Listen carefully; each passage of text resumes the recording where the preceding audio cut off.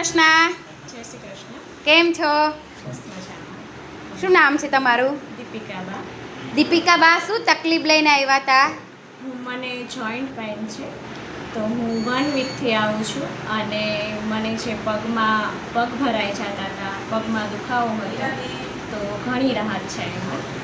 અને જે હું ચાલવામાં અને 1 કલાકથી વધારે ઊભી રહું ને તો મને પગ આમ કેમ ભરાઈ ગયા હોય, એમાં પણ રાહત છે.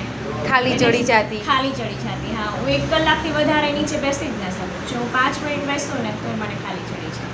તો એમાં પણ ઘણી રાહત છે. હું 2 કલાક સુધી તે દિવસે નીચે બેઠી હતી તો પણ મને ખાલી નથી ચડી.